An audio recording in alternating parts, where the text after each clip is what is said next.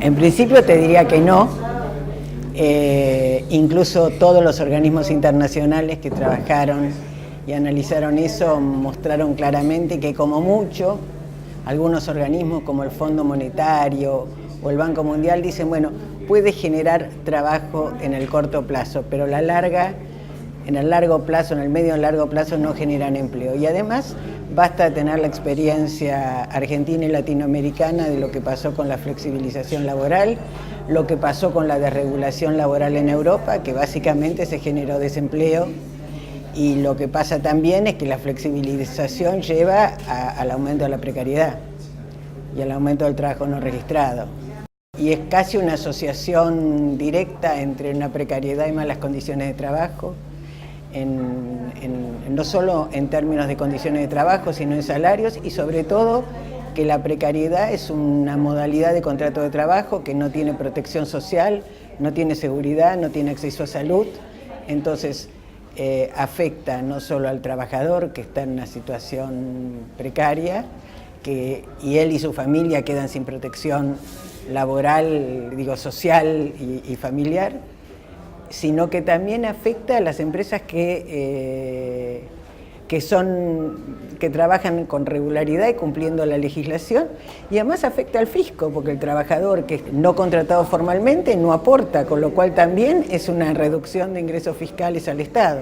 Porque son baterías o sistemas de ideas que empezaron a aparecer en los 70, se concretaron muy fuertemente, se fortalecieron en los 90 con el consenso de Washington, y sigue siendo así. En Europa pasó lo mismo y se discutió de la misma manera.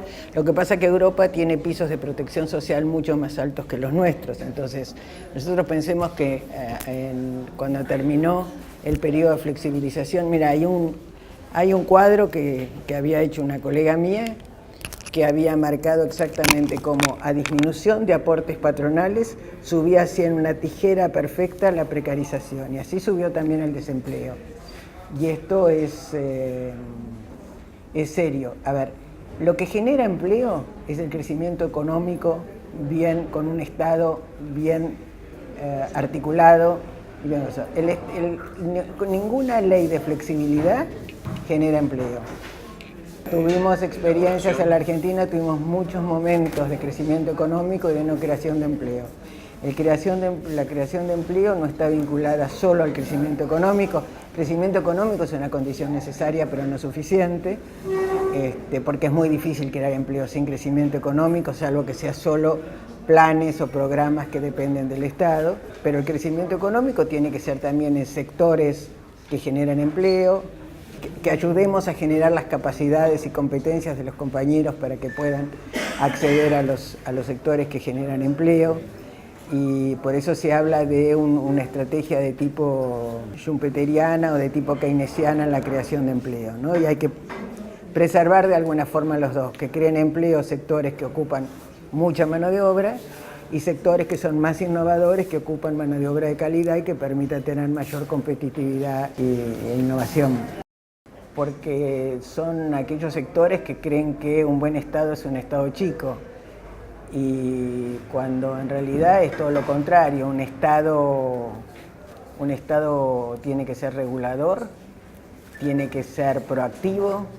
Un Estado es una política, y las políticas tienen que tener metas primero cualitativas, o sea, qué queremos llegar, qué modelo, qué proyecto estratégico tenemos, y después establecer metas y submetas cuantitativas, ir monitoreando todo el tiempo si estamos cumpliendo esas metas o no, y poder cambiar.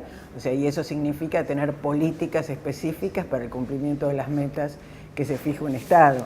Y las políticas son económicas, son productivas, son laborales, son sociales, y de alguna forma tienen que estar articuladas, porque de forma independiente no son útiles, no sirven, pueden enfrentarse y no cooperar entre las políticas.